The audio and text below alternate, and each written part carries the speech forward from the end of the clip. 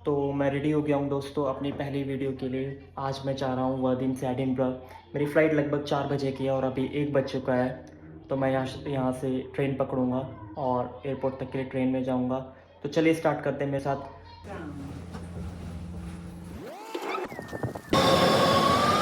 Easy jet के counter पर गया। मैंने उनसे पूछा कि मैंने ऑनलाइन चेक इन ऑलरेडी कर लिया है, अंदर सिक्योरिटी चेकिंग में जा सकते हैं। लगभग आधे घंटे की चेक इन के बाद उन्होंने मेरे को छोड़ा है।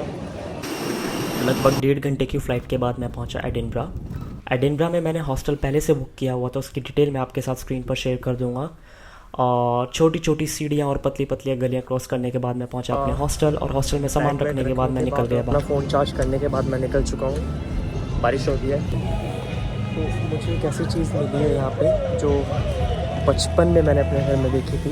हाँ, मेरी मम्मी अभी भी यूज़ करती है, आपको भी दिखाता हूँ। और यहाँ मिली मुझे एक मैनुअल सीविंग मशीन जो अक्सर हमारे इंडियन घरों में पाई जाती है। और फिर से अपनी जर्नी कंटिन्यू करते हुए मैं निकल गया डिनर की तलाश में। और थोड़ी ही दूर मुझे एक इंडियन रेस्टोरेंट मिल गया जहाँ पर मैंने अपना डिनर किया और चला गया वापस अपने हॉस्टल। सुबह के बज गए हैं 10 और मैं स्टार्ट हूँ अपनी जर्नी स्टार्ट करने के लिए। पहले मैं ब्रेकफास्ट ढूंढूंगा और इस इटालियन रेस्टोरेंट में मैंने अपना ब्रेकफास्ट किया जो ठीक था। और ब्रेकफास्ट करने के बाद मैं चलते चलते पहुंचा विक्टोरिया स्ट्रीट जहां पर हैरी पॉटर की ड्रैगन एली की शूटिंग हुई थी। और वहीं पर म्यूज़ियम है हैरी पॉटर का, जो कि हैरी पॉटर के फैंस के लिए देखने लायक जगह है। और क्योंकि मैं भी हैरी पॉटर का एक फ़ैन हूँ, मैं इस म्यूज़ियम के अंदर चला गया और इसके अंदर हर एक चीज़ थी जो हैरी पॉटर मूवीज़ के अंदर दिखाई जाती है, जैसे कि ये वॉन्ड्स, मैप और कुछ जादुई किताबें।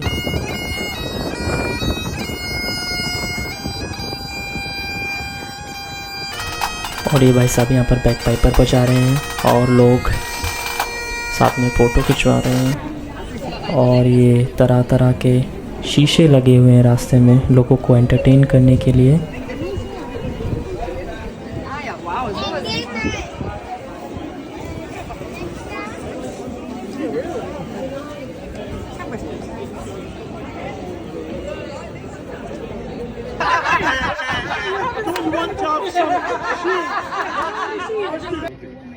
और उसके बाद घूमते हुए मैं पहुंचा एडिनबरा यूनिवर्सिटी, जो कि लगभग 18वीं सेंचुरी में बनी थी और इसको डॉक्टर नॉक्स ने बनवाया था, डॉक्टर रॉबर्ट नॉक्स ने इसको बनवाया था। अराउंड 200 सालों बाद भी आज भी वैसी की वैसी ही खड़ी हुई है।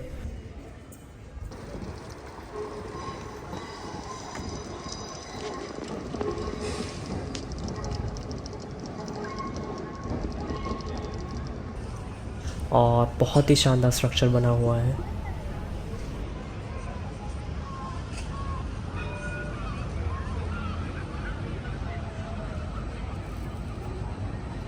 यूनिवर्सिटी ऑफ एडिनबरा ख़त्म करने के बाद मैं निकल गया अपनी नेक्स्ट मॉन्यूमेंट की तरफ, जो कि था सर स्कॉट मॉन्यूमेंट, जो दूर से बहुत ही प्यारा लग रहा था। सर स्कॉट मॉन्यूमेंट बना हुआ है सिटी पार्क के अंदर, जो कि ओल्ड टाउन के बाहरी एरिया में है और वहाँ से नज़ारे देखने लायक थे। फिर देर ना करते हुए मैं चलता गया सर स्कॉट मॉन्यूमेंट की तरफ, जो कि बहुत ही प्यारा स्ट्रक्चर था। स्कॉट मॉन्यूमेंट 1832 में बनाया गया था सर वॉल्टर स्कॉट की याद में, जो कि एक स्कॉटिश राइटर थे। और ये दुनिया का सबसे बड़ा मेमोरियल है जो एक राइटर को अर्पण है। सर स्कॉट मॉन्यूमेंट देखने के बाद मैं निकल गया अपने अगली मंजिल की तरफ, जो कि थी हॉल्टन हिल। और रास्ते में मिला मुझे एक ग्रेवयार्ड। इसी स्टैचू के पास में एक भाई साहब सोने की कुछ तैयारी कर रहे थे। ये ग्रेवयार्ड समर्पित था स्कॉटिश सोल्जरों के लिए। कॉल्टन हिल पर पहुंचने के बाद जब आप एक तरफ देखेंगे तो आपको दिखाई देंगे पहाड़ी नज़ारे, वहीं दूसरी तरफ से आप देख सकते हैं ओल्ड टाउन और न्यू टाउन का एक प्यारा सा व्यू।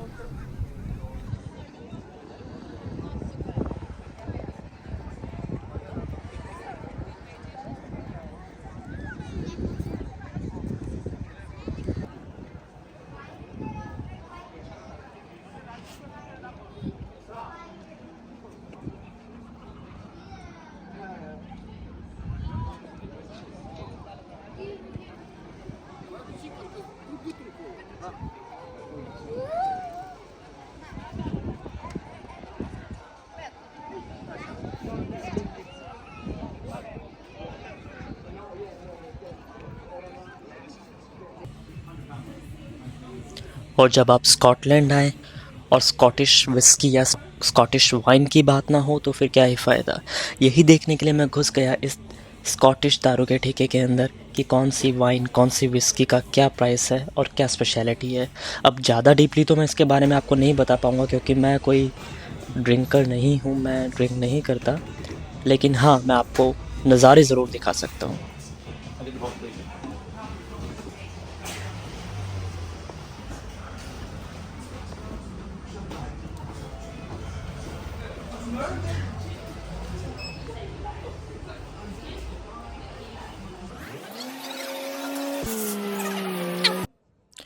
स्कॉटिश दारू का ठेका विज़िट करने के बाद मैं निकल पड़ा अपनी नेक्स्ट विज़िट की ओर, जो कि मैंने पहले से बुक की हुई थी, जो कि था स्कॉटिश हॉन्टेड टूर। और ये महाशय हमारे टूर गाइड थे जो कि हमें स्कॉटलैंड के अंडरग्राउंड गलियों के अंदर लेकर गए। और इन महाशय से बात करने के बाद मैं चला गया अपने हॉस्टल में और तैयारी करने लगा अगले दिन की। और वहीं पर मुझे मिले अपने रूममेट जिनसे हमने थोड़ी बातें की। He's gonna visit India. Yeah, hopefully. Yeah. You need at least 2 months. Yeah, you should. And Yeah, actually, good food. ये थोड़े घबराए हुए हैं रिव्यूज को लेके.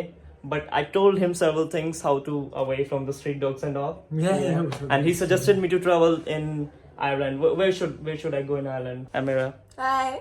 Don't be afraid. और यहीं पर मेरा पहला दिन एडिनबरा में ख़त्म हुआ। पहले दिन के खर्चे की डिटेल मैं शेयर कर रहा हूँ स्क्रीन पे।